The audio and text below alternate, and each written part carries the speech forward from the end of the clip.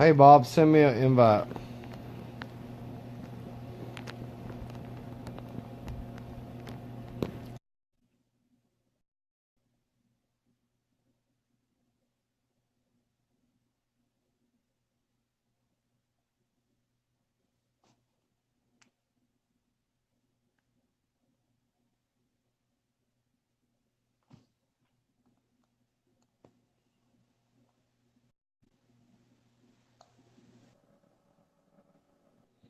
Bob, what's up, my friend? What's up, Chris? Sitting there watching a little TV. What's up with you, brother? That's what I'm doing. We're having a rare Huh? snow down this way in North Carolina. We don't get much Really? snow. Nah, but we've got some about 5 inches expected. That's a lot of And snow. I'm I've had I've had the flu for about 3 days. I got it from my grandson.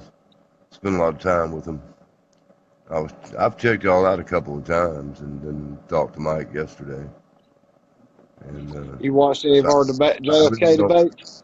Right when you were switching, um, my grandson called me. Oh, Sometimes okay. I'll sing him to sleep at night. So he called about the same time you were trying to join in there.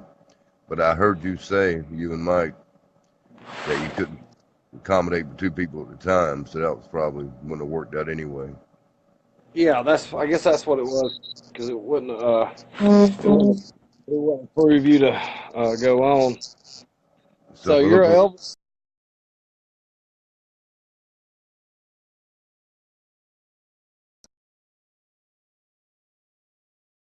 this, I don't even know where Donnie was headed with his.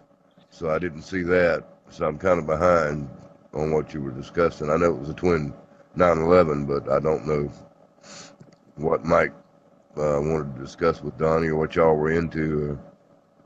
Well, we was in trade Tower 7, and if that could have brought it down and everything.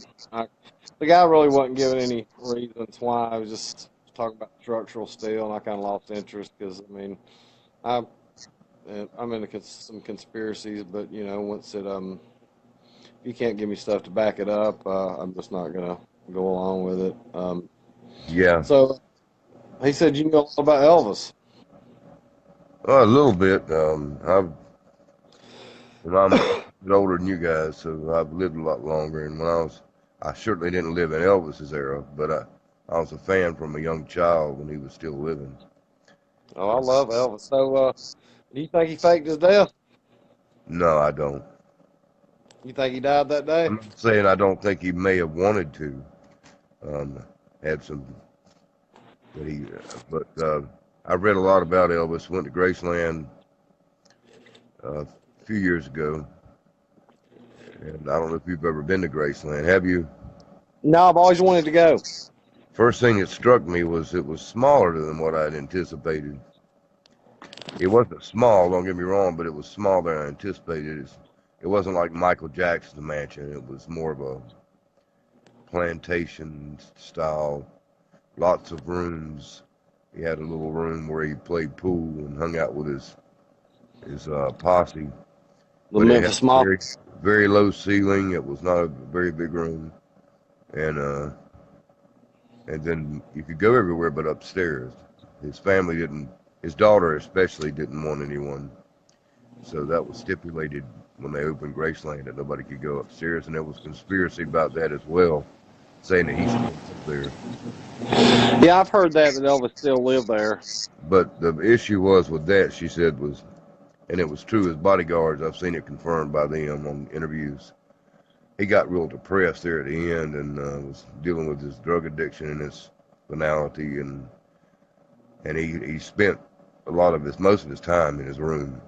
So she had so many memories, she said, of that she just wanted to leave it exactly like it was and didn't want to dishonor him by bringing people into his private domain, which was his hideout that was pretty much his hideout there. But as far Gotcha. as Elvis, when I was talking to Mike last night, I was talking about that he was not a songwriter. And you're right, there's plenty that are not. But Elvis being the king of rock and roll, most of what he got was from the black blues. And, Yeah, I read. this, like That's Yeah, All Right, Mama, and stuff like that. yeah, that a That lot kind of all actually those black blues guys and girls, and like Big Mama Thornton and Rosetta Tharpe, they were the early rock and rollers. But yeah, I've read that too. he had a voice and a style that sort of mimicked, not mimicked intentionally, but that was a style he developed because of his love for that style of music. And during that era, they would not allow anybody black to become that I've popular. And read that. I'd read that that's what they was wanting. They would at that time, they wouldn't allow a black person to perform like that way, they and call then that race music. yeah, but Elvis could pull it off, so they wanted a white man to do a black man's music. But now he had the sound. In fact, a lot of DJs thought he was black, and at first, but because a lot of the white kids had never heard the music, never been allowed to listen to it, and was allowed to listen to Elvis. But if you noticed, he he dressed in a black style of dress culture for that era, with his bright colors and his cars, pink Cadillacs and all. He Yeah, had, very. yeah, he was. But now he wasn't a writer, but he was one to make a song his own, put his stamp on it, and make it. Yeah, that's yeah. He was not. That's not to say he wasn't a musical genius in that regard, in his later years especially. But no, I don't. I don't subscribe to the belief that he. At first, I didn't know what to think, but as years went on and years went on, it just didn't serve a purpose anymore. I didn't know why he would never surface, or why he would hide out. And I don't think that he had any real knowledge. Most of the drugs he got was from doctors. His doctors bought, bought cars for him and trips. He would pay off doctors in an indirect way, and just fame alone, and then going traveling like that from city to city, he could hit up a lot of doctors. So he got most of his drugs legal, or all of his drugs legal. That's why he justified himself being a DEA agent in his mind, federal agent in his mind, because it was all legal, and he was kind of in the house. I don't think So I he don't ever think, got divorced with Priscilla. yeah, that I think that was his demise. I know you're not an Elvis guy, so I'll talk about whatever you Oh, want to talk about. and I love Elvis. But Elvis was one of my first heroes. And you mentioned Yeah, George Jones. Let me tell you a little tidbit about George Jones. I met George Jones. I met his wife awesome. Nancy, and it took him a year to record "He Stopped Loving Her Today." Did you mention he was Yeah, drinking? because He was drinking he and doing hated. cocaine so bad during that time. Every time he started to go in the studio, when they'd catch him clear enough, he usually could sing. He said, I could sing most of the time when I couldn't talk, slurred speech, couldn't talk, but he could sing. So they'd catch him whatever moment they could. It took a year. He said every time I'd start singing a song, it would come out sounding like Chris Christopherson's "Help Me Make It Through the Night." That melody to "He Stopped Loving Her Today," and finally got it. They get portions of it right when they finally got the whole thing in the right melody. Which, think about it, it is a very it took him that long to record that song, and you were exactly right. He thought it was the most morbid SOB song he'd ever heard, and that it would ruin him. So you're right, he did say that, and it Yeah, turned and out, it's greatest hit. yeah, one of the greatest hits ever. Oh Believe yeah, me, one ever out there. it was ever out there. But Elvis had a way of making his own style, and creating a song and arranging it in a way that brought a life to it different and more powerful than the writer itself in a lot of cases. I wasn't putting him down, but he wasn't a songwriter, and in some regards, he didn't really have time. No, not the way it was torn. I mean, the Red, way Elvis performed when he would go down on that one knee and come back up and hit that high note. yeah, yeah, he was, and he had so many songs. His style of music, um, there was so many writers that was feeding him good songs, and he just had such uh, a catalog to choose from. I guess that was part. Not that he wasn't able to. He was surely able to write a song if he wanted to. But Oh yeah, I'm sure. his main bodyguard wrote several hit songs. Did you know that? But I didn't know that. His Red West acted in several movies. He was in some war movies, and some of them were pretty decent parts. He made a movie right before I think he died, but that was pretty much uh, down his alley. He was a beat down guy, and he was a bodyguard for someone. But he acted in a lot of movies, and he wrote several hit songs. I'm not talking about just minor stuff, album fillers, but major hits. I can't think of all of them now, but he wrote several. So that sort of surprised me to hear that. Well, who's your favorite country music singer? Well, I have many. Um, I do too. it's hard for me to pin down one. I like the style of like Vern Gosling's voice. I like George Jones, of course. I like some of the current stuff, but I'm also a writer. About 75% of my YouTube channel is songs I've written. Really, I'll check that out. Yeah, so I I I have more regard for the writer than I do the singer in most cases because See, I like country outlaws, Willie, Waylon, Merle. that's what I'm talking about. Yeah, I All mean those. those they were writers. William wrote his own songs. He recorded others, but they were usually other outlaws and he played a part in some of those songs. Didn't even take credit. Willie Nelson, some of those guys, Chris, would never even be considered for something like American Idol or The Voice. Oh, absolutely not. But when you're the songwriter, it has, and you feel that song, it comes across like the Outlaws. It comes across a lot more, I don't know, heart touching, uh, real, you know. Yeah, they can feel it. I guess one of my favorites was Poncho and Lefty.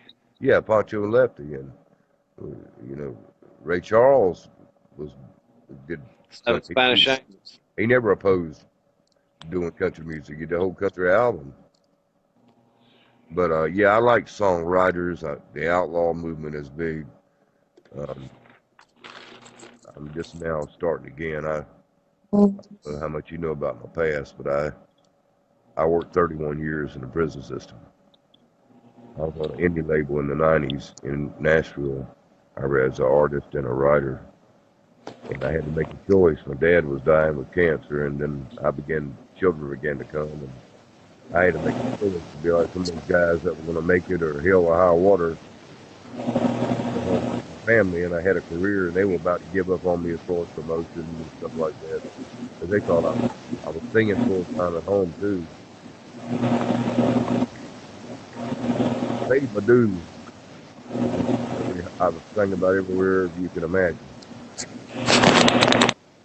Prison Really? experiences and meeting guys and some of the things they've been through and stuff like that. I'm a human, and it would touch me, and I'd try to be as understanding as I could without, violating any policies or rules. And then my own life experiences is, reflecting my writing. But I like a writer better because if you think about it, they're not all the greatest singers in the world, but you think they are because they're so sincere in what they've written. Yeah. At least that's my take on it. You asked me who. There's so many that I like, and some today I like. But a lot of stuff today I get tired of hearing about Well, pickup trucks and songs that don't really have much substance. Um, yeah. and It's almost like regarded. country music. I mean, not country music. It's almost like rock today. Well, it's like Um, it's pop. It's yeah, it's not. I mean, I like the old song. I mean, one of my favorite ones was "A Good-Hearted Woman Loving a Good-Timing Man." yeah, Waylon's And and uh, that fit me in some access to a T about he likes the nightlife, the good time, and yeah, not, he was telling he the truth. likes the nightlife, the good time, friends. And when the party's all over, she'll welcome him back home again. That's right. Yep. Starts out, and you know, and then finish. It's a great song, and it tells a real story. And Boy, it has, smoky old pool rooms and Clear Mountain mornings. yeah, songs like that. And there's other songs I like too, but there's a lot of stuff now out now. I asked Merle Haggard not long before he died what he thought about today's country that's played, and he said it sounds like a bunch of crap to me. And he said, be honest, I'm not putting down artists. Some of them I like. He said, but for the most part, it sounds like one. It's like one track of electronics. And Tom Petty said the same thing. People that were not in country genre, but that era, talking about the people. What we're missing is realness. No recording was ever real. Waylon was the first one that, when they started the outlaw movement, one reason they called him outlaw because he was the first one that went into Nashville with all their bars and little cliques. He was the first one that demanded to use his road band to record his album, and they weren't going to do it, but he insisted, and he was so strong that they let him. And when he did, that started the outlaw movement. Then him and Willie went to Texas, made it so big in Texas, Nashville couldn't deny him anymore. And I didn't know that. yeah, that changed country music. He used his own band. Before that, and even in my time, there was a group of about 10 guys that played on everybody's album that hit. From Porter Wagner, you name them all back in the day, Porter Wagner. played on every song in the studio. All the artists played, and then the musicians would learn it the best they could when they went on tour. But in the studio, there was a list of musicians. It was so you ever heard the term wrecking crew? Yeah. Well, there's a guy I met on YouTube that complimented some of my music, and his name was Bill Aiken. And I didn't know him from Adam, I just thanked him for his comments. And he started trying to send my stuff to people that were in the business, but they were all older, I mean, much older. But he was a member of the wrecking crew. And so I had a lot of conversations with him. He was like in the 50s, he got involved, but he said from the 50s till like the early 70s, the wrecking crew was a group of about that same number, 10 or 15, that recorded everything that you heard from the Doors to the Monkees. When the Monkees started their show on TV, they had all Yeah, I the used to tracks watch them as recorded a kid. already. They just went in there and sang them. And the Beach Boys, they played all that. Some Elvis, all Sinatra stuff. The same musicians played it in the studio, and they were called the Wrecking Crew. Yeah, I And love Sinatra. never got credit for it. Made a lot of money, but never got credit. And he was one of them. And he tried to help me, but his contacts were at fault. They were Yeah, I out of was listening to I pulled him up. I was listening to some Hank Williams third sing, and God, he looked and sounded like his grandfather. As long as I've been in country music, but I like other genres too. I'm like you. I'm from the South, and what comes out with a country sound. I was so heavily influenced. Everything doesn't. I sang other stuff, but it was more Southern rock type stuff. When I was in high school, Marshall Tucker Band, Leonard Skinner, Charlie Daniels, they were all played on rock stations along with the I rock and roll. love Charlie Daniels. They didn't play them on country. I hated them on the country stations. But yeah, so that's what got me into the music. But I like other genres. It's, my problem is call it what it is. I wrote a song. It's on my it's on my YouTube. Call it what it is. If it ain't country, uh, not that I You don't talking like genres. I do. about David Allen Coe song? If I ain't country, you can kiss my ass. Yeah, and the ride that was a powerful song. Oh man, that ride still gives me cold chills every time I hear that. I I met knew there was something. I met the writer of that song, Gary Gentry. Oh, I thought you meant the ride. We're friends on Facebook, and he's posted several of my songs on his channel as a friend, probably, and to help me out because he's such a hero of mine. But a guy named Gary Gentry wrote that song, Jerry and Gentry. Gary Gentry, look him up sometime. He's got a lot of songs on YouTube on that topic type thing, and when he automatically posted, and some he's posted, but he wrote hits for a lot of artists, country. I like I like I like a more gritty singer that has passion in what he's doing and wrote it a real than I do a beautiful in tune. I'm not saying there's anything wrong with that. I'm just talking about my own personal feelings. What you're talking about, the outlaw crowd.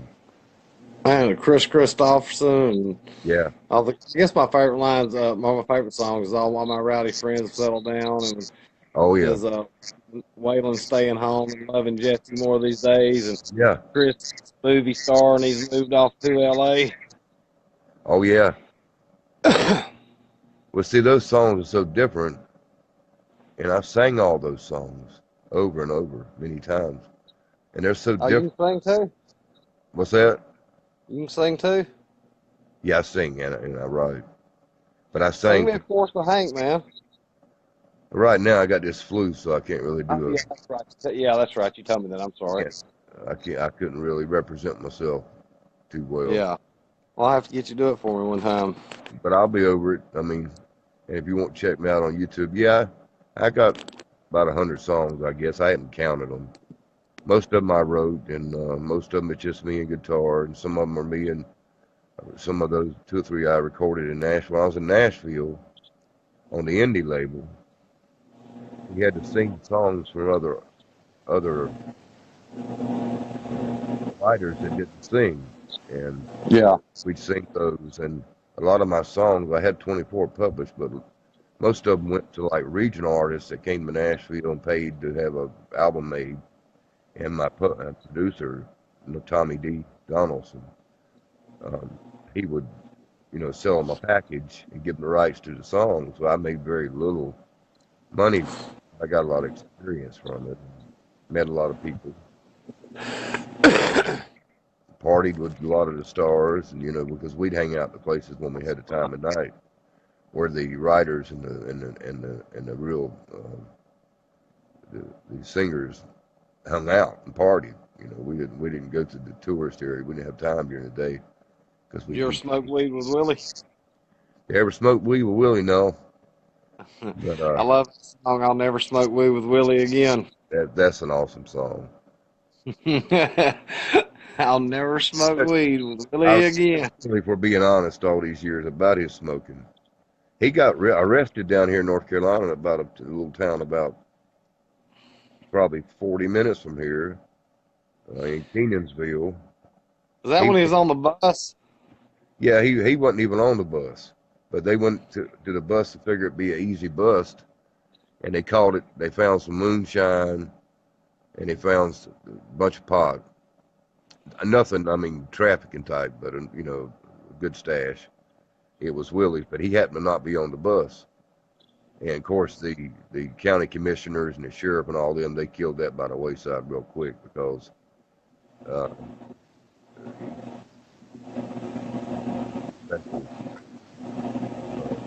because it brought in such a crowd for their little town, and he was just passing through, so they dropped all of it. But he did. His bus got arrested. He never did. Yeah, I love that other song Willie's got, Gravedigger. yeah. I like everything Willie's ever written. He I've started. ever heard his gospel song "Unclouded Day." Oh yeah, Oh man, I love that song. there's a lot of versions of Unclouded Day, and in fact, I have some gospel songs on mine. A couple I wrote. One is just called simply "Thank You, Jesus." It's not pretty much admitting my own failures and faults, but thanking Jesus for carrying me through. But and I've done some old classic Southern hymns like that too. But the Willie Nelson and Billy put a lot into it. That's a favorite of mine too. But some of the other artists good too. But Willie has always done some gospel, like Merle Haggard did too. You don't see that much today with these artists. No, you don't see that at all. You don't see that old country. And Um,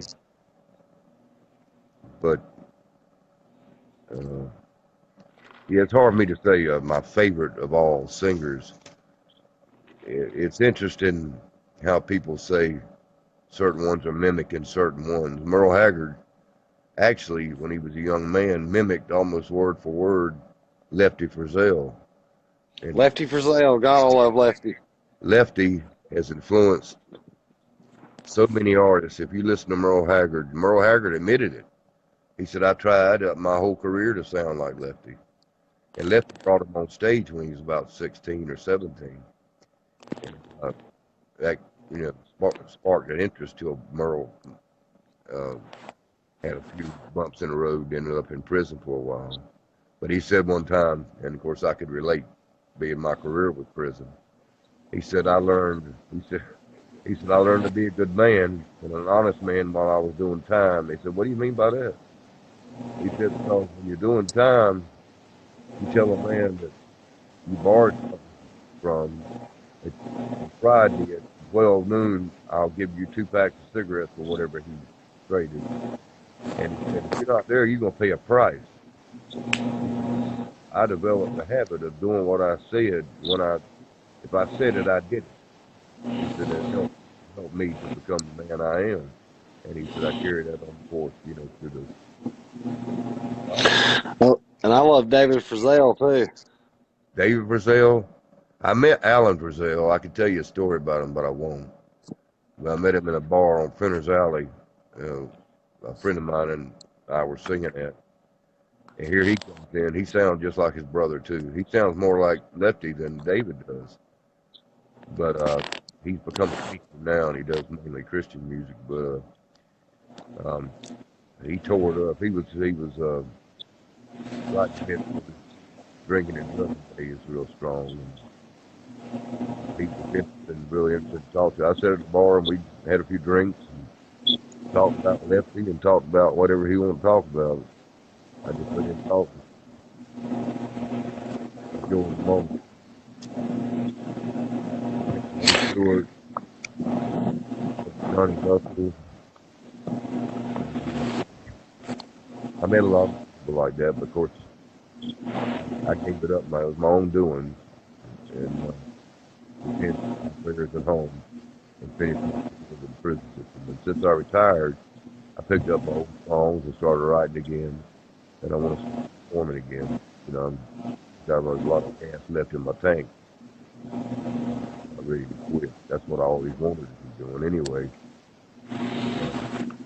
Did my best to finish the prison career. Glad I made it out safe and didn't get killed. Yeah, that's some pretty dangerous work. It is, but I'll tell you something, Chris. People have such a misconception. It's a topic that I never could really, isn't like other jobs you can go home, tell your family about, or take your family to your work and show them your work. I never had the opportunity in a prison, but I also think it is. I met the best men that ever lived in prison, and I met the worst that ever existed in prison too. I met some of the most talented men I've ever known in prison. Guys in prison they could find a way to make a cigarette lighter out of an electrical socket. They can make pocketbooks and purses out of potato chip bags, and cigarette wrappers. They turn them out and fold them a certain way, and they'd have a whole pocketbook that looked like something you could buy in a store. And the artists and the sculptors, the tattoo artists. I was kind of hard on that because I let the other stuff slide because you take everything from somebody. They had no way of doing nothing, but they trade stuff with each other, and that's how they survive. But tattooing brought about so much disease with hepatitis B and AIDS because they thought they were being safe by cleaning the needles, but they were dipping in the same ink on everybody, and that ink was Mm. contained with blood. I tried to explain to them, but get off topic sometimes. What I was mainly saying is, prison has, when I say some of the best guys I ever known, because most people walking in society never stop to take an inventory of themselves. They never get in a place where you're locked up away from your family, and then you Yeah. spend too much time that your family don't even come around anymore. And you Hmm. and those men who have done that, take an inventory of their life, I've seen them get out of prison in 3 or 4 years, have a house, a new family, a new career, a good career, because they're so motivated and and become and never go back to prison. So they are people that come out much better people. Then you get people that go in when they're so young, they're not even the same human beings they were when they went to prison. And Yeah. then I realized that there was some that were not guilty. About 5 or 6 since I retired had been released because through DNA evidence that I knew, and they told me they were, not guilty. But I just tell them, I say, I'm not here to judge your guilt or innocence. I have no control over that. Some of them Uh, I did believe. there's no telling how many people that are locked up, you know, that we've convicted.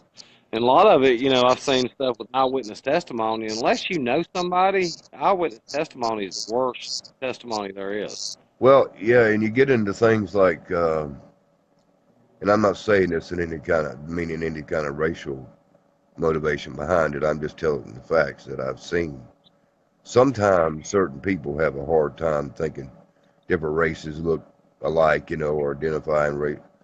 I know Yeah, I know one, what you're. and it happens. And it happened to one guy I know. He was a black guy, and he was convicted of rape. He had never committed any other crimes, never been in trouble.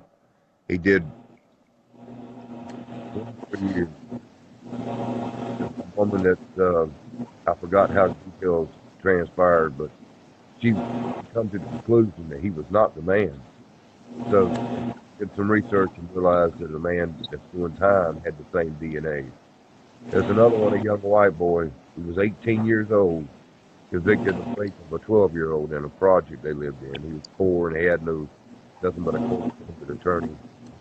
Well, when he was 18 years later, a thing called Project Innocence in North Carolina, students that's going to law school, they took his case. They found a guy in prison that I also knew had matching DNA to this little girl's nightgown that she was wearing. He was convicted, and this guy, and I won't call his name, but he was released, and it took 18 years of his life, and right before he had caught that time, he and his girlfriend had got pregnant, and he was never even there for the birth or anything, and his son was like almost 20, 19 or 20 when he got out. Never So even knew the guy. I was told when I was interviewed back in '79, they said, Mr. Kennedy, which they called me Mister, but I was just a kid. Yeah, you know how to tell when a convict's lying? And I said, no, sir. Well, the way he looks, I said, no. What does he act suspicious? He said, no. Every GD time he opens his mouth. And so that's the way I was instructed, that they were all guilty. And it took me through many more years of my career to realize that when I began to see people released after DNA came about, that we had people locked up that were not guilty of anything. Even those that are guilty, a lot do turn their lives around. You get tied up in this system where some of the district attorneys are more interested in making a name for themselves than they are and maintaining their position than they are justice and fairness. Oh, I know some guys like that. Not, Um, but enough to. Uh, but I'm yeah, I talking. know. You talk about something. Oh, what do you want to talk about? You know, you into conspiracies or? Well, I to a degree, I'm interested in listening, and I watch programs on some of the old UFO stuff and the conspiracies that y'all talk about, JFK, all that. You watch any of our videos? Well, I've only just started. I didn't even know y'all had them till about a Yeah, week.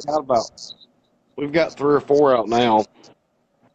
I watched one last night. I was gonna watch the rest of them. What y'all have, and so yeah, I'm sort of into the conspiracy thing. I don't. Uh,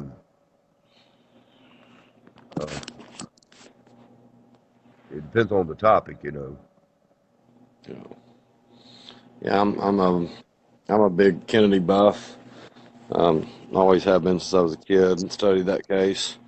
Well, I enjoy the debates hey, with Mike. it's it's an interesting case regardless, and I don't really. I think just a personal feeling that Lee Harvey Oswald acted alone, but I can't say. I was telling Mike the other night. I said a lot of things in life you can't. I'll never say 100% because I can't say that. See, I don't think he fired a shot. And I don't have and so there's so much detail now that that people have included. You don't know what's true and what's not. Yeah, I mean, you got to do your own research and go back there and find your own stuff on it. There's a lot of the grassy knoll. I remember hearing about that as a kid. In fact, I remember the funeral. I was only about 3 or 4. My brother cried like a baby, and he was 5. My mother was trying to console him and and he said, "Well, why are you crying so hard?" As a 5-year-old, he didn't know that much about the president. Come to find out, Chris, he thought it was our relative. Oh, really? Yeah, he thought it was his uncle or something. He was all and yeah, he thought it was a relative. But yeah, What I about? remember seeing his little son salute when his daddy came by. I didn't understand it. I was just a little boy, and but I remember that. And then years later, as a teenager, I began to hear about the conspiracies. During that era, there was so much going on that I keep my mind open. I don't close my mind and listen, and I still find it interesting when I hear discussions with people that, like you say, have some basis of what they're saying, not just saying they believe this or believe that. Um, Yeah, that's basically what that guy was saying with Mike. He was just, he didn't really have any comments or anything. Me and Mike know a lot about the case. And, yeah, our last one, we went back and forth on the stuff on Daily Plaza. It was a pretty good debate. We had a debate about Oswald in the bag and, where Oswald was at the time of the shooting. You know, I maintained he was always on the second floor. That's just have to watch the videos and see the evidence on it. You a sports fan? well, my main sport is I don't I used to follow football. I don't anymore. I watch the Super Bowl.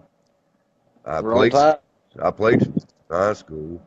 Uh, I played everything at one time or another, but I was more of into outdoors. I like boxing, but I can't really debate that because I don't know about a whole lot about the boxers' names now. I watch a match occasionally.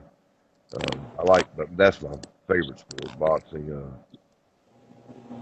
kickboxing type style too. I like that. But no, I can't say that I'm an avid sports fan. I can tell you anything you want to hear. Been a Southern boy. What do you think about my boy Trump? Who? My boy Trump. What I think about Trump? Yeah. Well, be honest with you, when the election was going on, I I wasn't a fan of Hillary or Trump. In fact, I liked some of the stuff that what's his name, Barney said, and other stuff that was way too far out there for me. But I think sometimes, the way I see it, we need change, drastic changes in our country for it to continue to be balanced. Yeah, What I'm saying is, sometimes it helps, regardless of where you stand. This is my opinion now, I'm telling you, just my opinion. I think that it's good to have somebody with more liberal views if they're fairly honest people, which you very rarely see in politicians. But and then you need to be followed up by a somebody very conservative. But one thing about Trump I like, not necessarily that as president, but I appreciate him speaking his mind. I I love that. I think foreign policy wise, right or wrong, I think that we need somebody at this point that some of the world leaders think are crazy enough that he will pursue whatever action he says he's going to pursue. I Even some agree in because our own country need to think this man's crazy enough to do it. I'm not saying we, I we're, agree necessarily, but I think that it's needed. So, yeah, because uh, we've let so many world countries just run over us and dictate what we're going to do. right. And I know the character of some pretty bad guys, and I know some guys that would take advantage of weakness in a minute. And same with this Kim Jong Un or whatever his name is. He's just a psychopath who's also a childish narcissist. And people like He's that like a are little boy capable. playing with toys. Yeah, and they're capable of doing what they say they're going to do. The only thing those type react to is fear. Even Putin. Putin, Yeah, and he Trump. would be. So in that regard, I think Trump is good for us. But it's hard for me to put myself in a basket. I never do politically because I think we should look out for the poor. I don't think that children should suffer whether their parents are drug addicted or not. These things have to be brought into the world. So I have a mixed bag of beliefs. I'm not a particularly religious person, but I believe in people just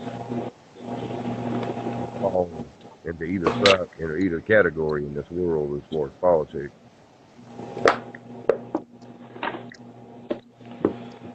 Yeah, and Donald Trump's not the man to play brinksmanship with. No, no, no, it's not. But Um, I don't believe that I I believe that in America people should be able to have the same health care, quality of health care as somebody who has a lot of money. I don't. I have a problem sometimes with sending addicts to prison for the simple addicts and not dealers. We have an opioid epidemic going on now, and cutting them off, putting them out there in the streets, shooting heroin. When really we could spend that money in that treatment centers for people that are addicts, because I think it's a disease in most cases, and most are good people. Not all, but most. It's like everybody else. It's good when bad, but well, it's an see, I'm of addiction. the opinion that there should be no prison time for nonviolent felons. Well, I could understand your point there. I mean, because I don't understand. Like, there was a guy who was his brother was a kicker in the NFL, and he got caught coming across the Mexican border with like 30 pounds of pot. Well, this guy got like 27 years in federal prison. So he has to serve 24 years in prison before he can get parole. You could kill somebody and wouldn't serve 24 years in prison. Right. In the old days, there was an old black man I knew that did 38 years for stealing a little small black and white TV from a prominent lady in the community. And I'm not justifying him stealing it, but he's not fit for society. He don't know how to function. But he was released after 38 years, and it was all just you know because of who this person was. I 38 years I on have TV. no tolerance for people who abuse the weak. Cruel people enjoy somehow in a cruel way abusing weak people, sex offenders, child sex offenders. Um, I think most I saw did like 3 years. They were very passive, but to me, they should have had life in prison. You're thinking, Yeah, I have no tolerance for that either. I have two nieces, and or uh, rapist, or any sex offender. Not some need some help, some is driven by addictions, but whatever it is, don't need to be in society. well, I see the thing about like with the child molester and a sex offender, they're not going to change. I mean, they're always going to do that. No, it's a perversion that's too ingrained. I've seen it. It just can't. It's something that can't, like a serial killer. It can't. They can't get it out. They just can't rise above it. And there's a whole lot more people that's sociopath than people realize. Oh, Social, absolutely. I've recently read that there's like 1 out of 100 that are sociopaths, but most are not violent because they want to succeed. A lot of politicians, successful heroes and soldiers, and there's categories where they fit in real well. But there's sociopaths in the workplace that will do anything at all to get ahead. Dealing with a sociopath, dealing with someone who's just feigning emotions. They don't have emotions. They don't feel love. They don't feel empathy or sympathy. They don't feel any of that. So when you got people like that, they don't even walk in society either. So I take it you're pro death penalty. In some cases, but I think that since DNA and all is kind of put me on the fence a little bit. I want to make Yeah, I agree with that because we put some people to death, but I think there's some crimes that are so heinous that it deserves the death penalty. yeah, I agree with that. But I believe that, it's because people complain about, oh, well, this person shouldn't sit on death row for 20 years. Well, I'm of the opinion that every appeal should be exhausted. Everything should, you know, go to make sure that we have got the right person before we put some. Yeah, I agree with you on Chris, but the problem is, in my time in the system, I worked death row, and most deserved what they had coming. They were vicious criminals and heartless people. But at the same token, they had so many appeals. By the time the appeals were through, some of them had made changes in their life. They had matured. They would never probably repeat that offense again. Uh,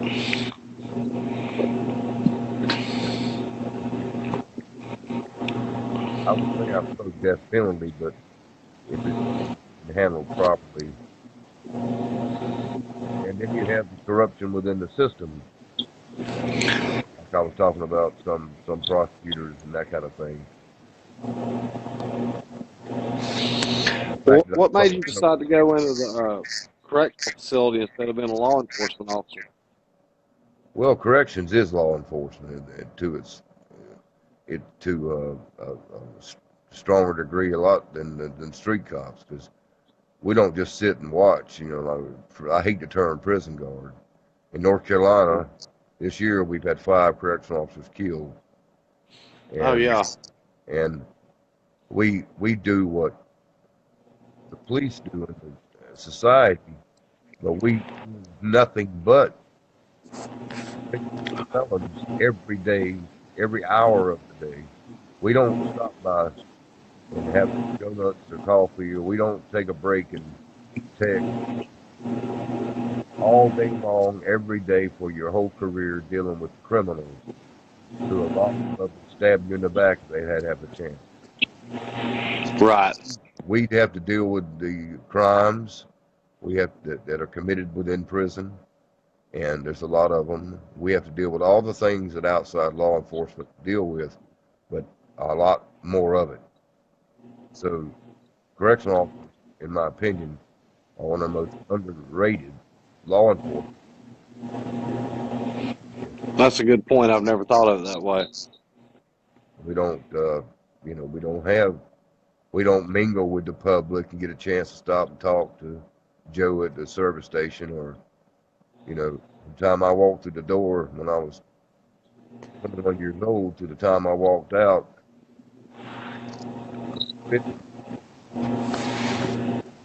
Every day I was locked in with them. We can't carry firearms inside. We do when we transport. We do perimeter. We have to file like in law enforcement in a serious. But yeah, inside because we're outnumbered. All we can Yeah, carry, number bad.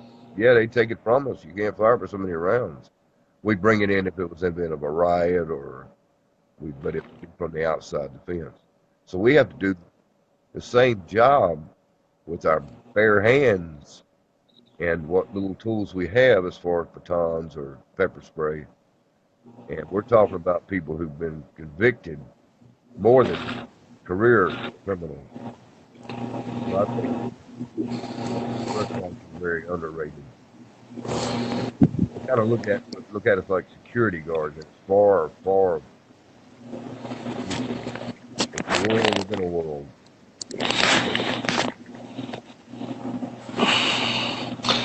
Yeah, I didn't even like a few times I had to go overnight.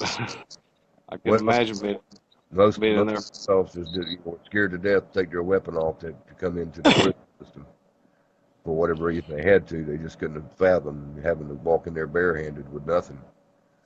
But No, I can't imagine that. they were so used to having that as all the time. Do you carry a weapon? Do I carry one? Yeah, Yeah. yeah. I carry. I can still carry too.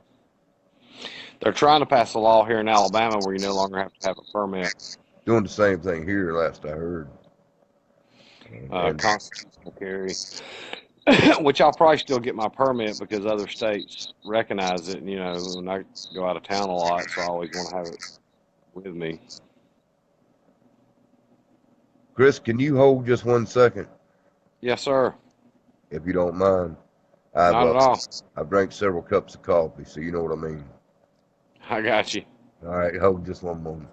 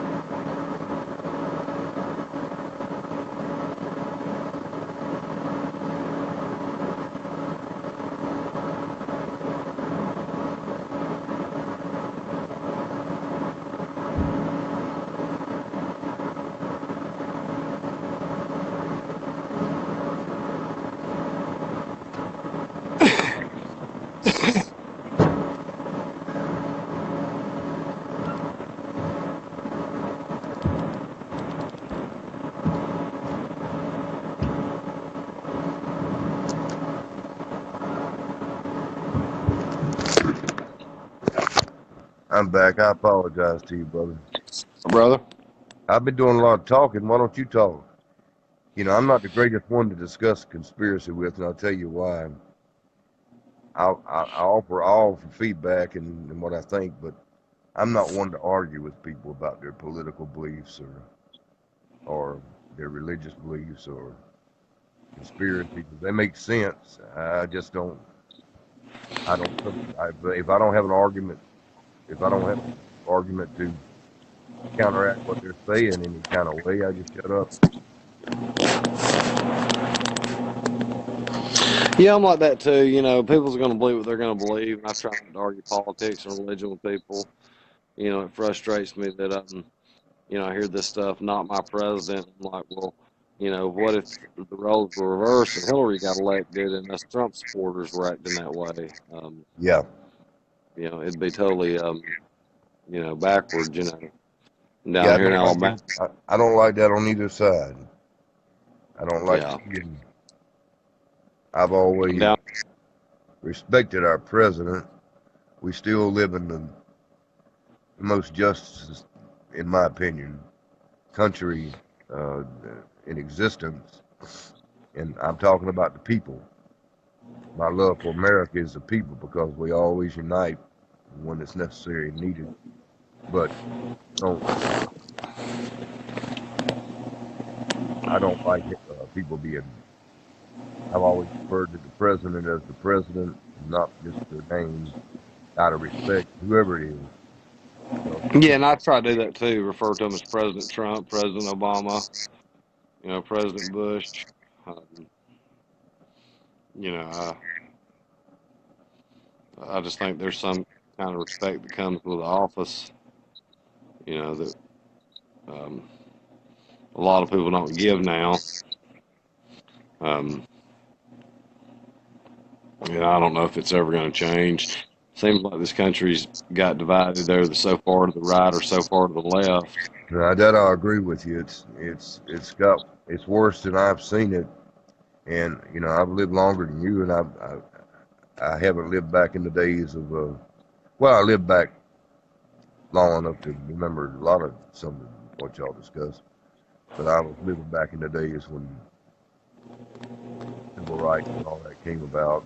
I saw the tail end of it as a little boy, and and it's worse now, I think, than I've ever seen. I don't know what the reason or answer is. It is more divided in more than one way.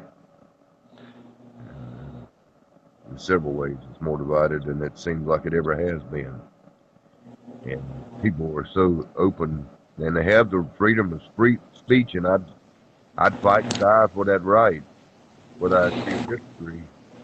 But sometimes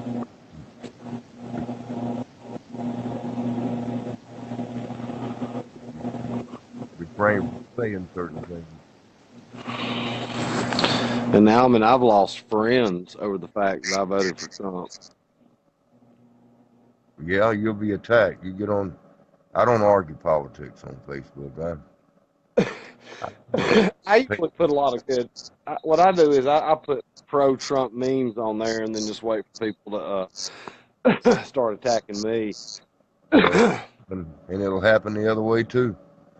If either way, it's going to happen. But I don't. That ain't my thing. I like music, and my Facebook page is family and children, my grandchildren, my children, a song or two now and then, music.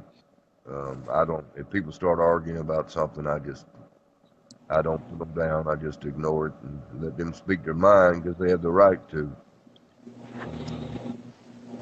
Yeah, I mean, I'll voice my opinion, but as far as me getting right down arguing with you about it or getting mad, I'm not going to get mad. You know, there's way too many things for me to get You upset know over. already. You don't get mad in your opinions. Everybody has their own interests. I think it's a great thing you and Mike are doing.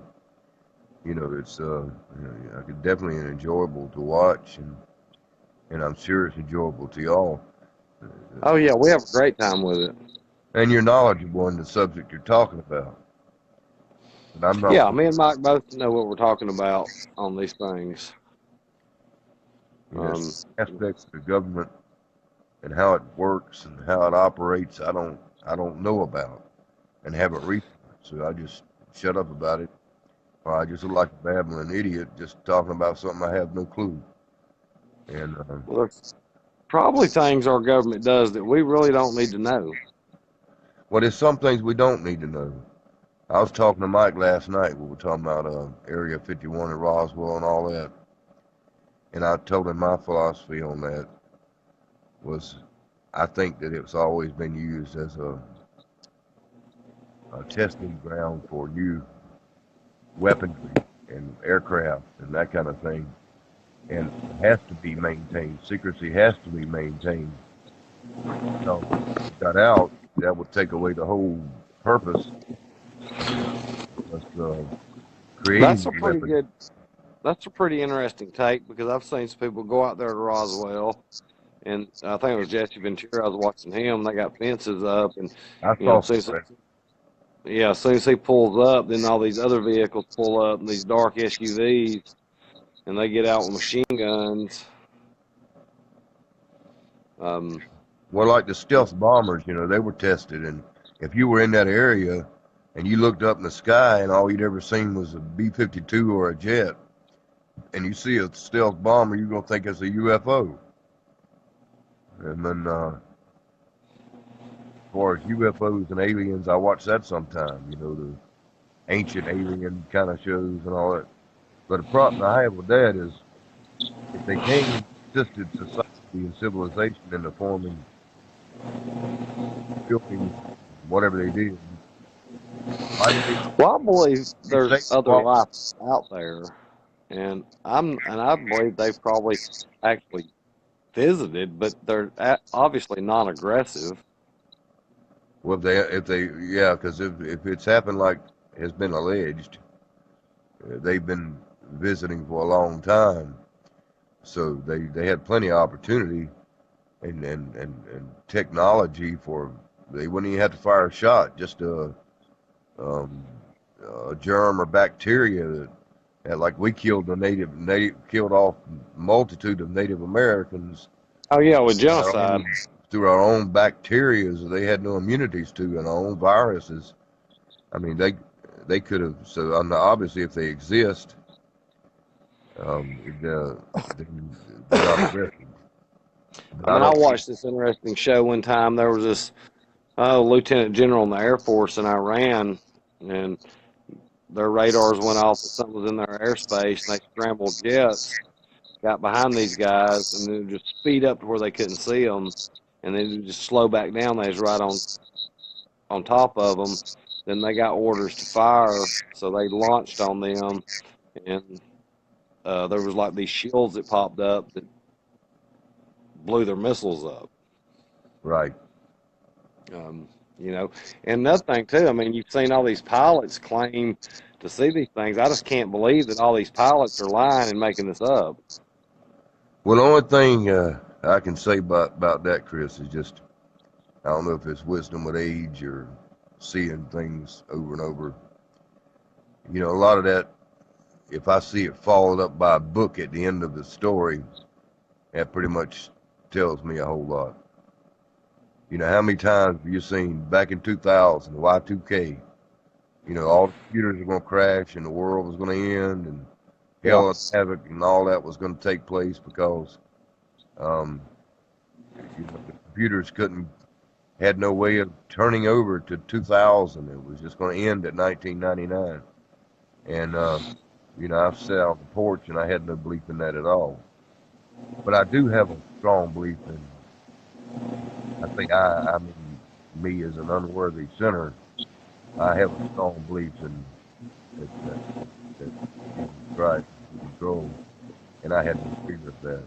But look at all the conspiracies, when I say true or not, whatever, um, all the claims that the world was going to end with this, the world was going to end with that. One of the dumbest things I ever heard of was after the 9/11 thing. I don't know if you remember it, but it was telling us how to. You remember when they had the codes of orange, red, and all that? What level? Yeah. Yeah.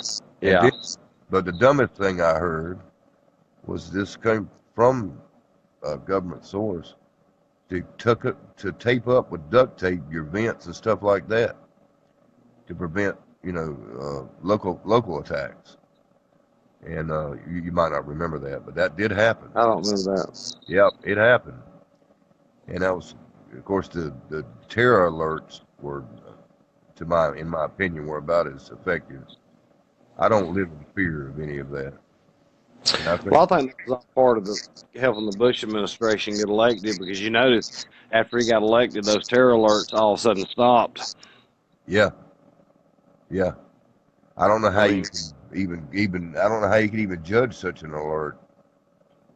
Um, I don't know how you would. It's too big a world and too big a society to know what's going on. And I guess it's a way to appease or to feel like the government's doing something for us. I don't know. And in some cases, I guess that's a smart thing. I can't say. I'd have to be in the White House and know what's going on to say I don't know. well, I think with this North Korea thing, we need to go ahead. If they want a war, let's give them a war. Well, my only problem with that is all the innocent people that have been, and sometimes it's unavoidable. You have to, just like in Hiroshima and World War II with the atom bomb. A lot more people would have died had they not. But I think in Well, my, I'm not advocating nuclear weapons. I'm just advocating go down there and roll through them like a hot knife through butter. I mean, our conventional military would destroy them. well, yeah.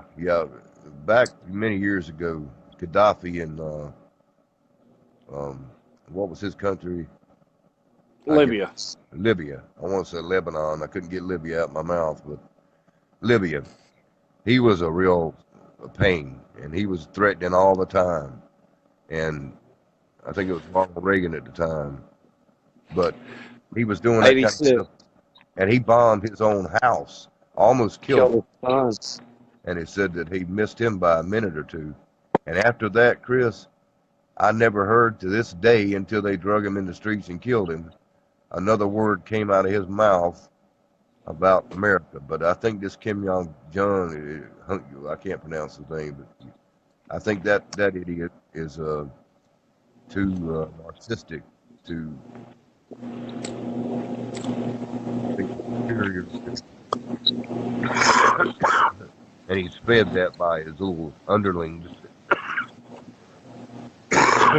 Excuse me. So, So I agree that if it's possible, he should be taken out, and he probably will be if he continues.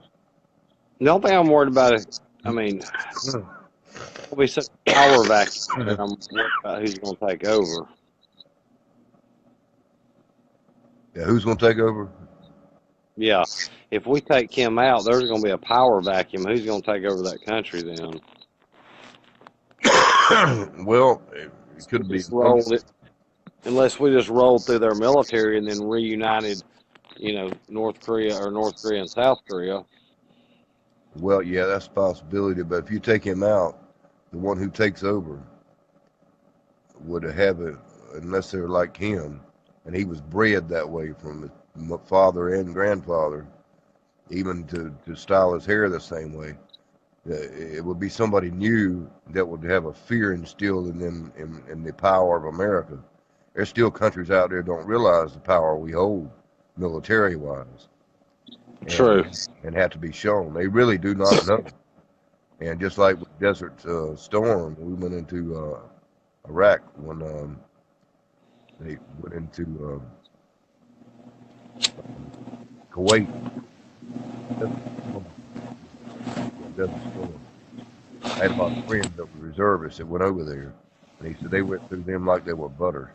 And And see, they that's had the their fourth largest military in the world, and it was and that's their main.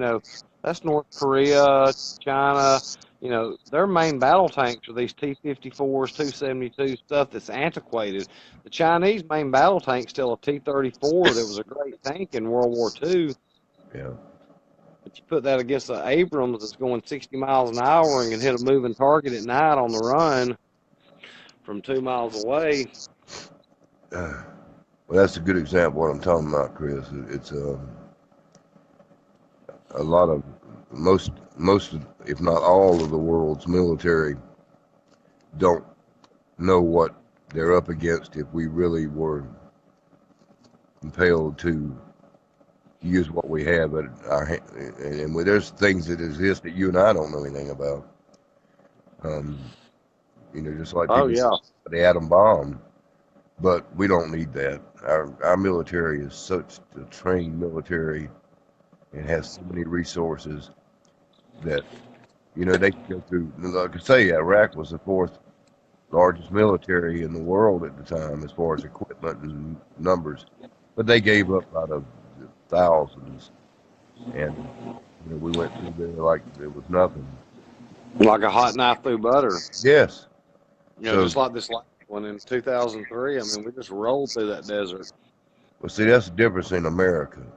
No matter who our president has been, we can be as knowledgeable as we want to be or can be, whereas other countries their people are guided and made to believe that they're superior. They have to, indoctrinate them to believe that they're superior to America. We're all infidels, and they believe what they're told, and then they're taken by storm when we come.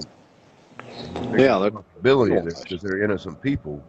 If there's any other way to do it other than killing innocent women and children and citizens, I'm not opposed to just nuking somebody or another country. Yeah, I hope we're never faced with that again. It's just too much destruction. Yeah, and I mean, and like you said, so many innocents are going to die. That believe what they've been told. Well, Chris, I better stop, partner. I need to call my grandson before he goes to sleep. Yeah, man, call your grandson. That's something I do every night, and I didn't realize the time. Yeah, by all means, call your grandson, man. And I'll be listening to y'all. I'll comment time to time, but I'm not really the greatest conspirator person to debate with, because I can't debate what I don't really know about or what I. Well, our next segment with Mike and Rod again is going to be about Parkland, so be sure to watch that one. Check out the other videos. All right, brother, I will, but let me give my grandson a call. Grandson, Bob. Nice talking to you, brother. Take care. All right.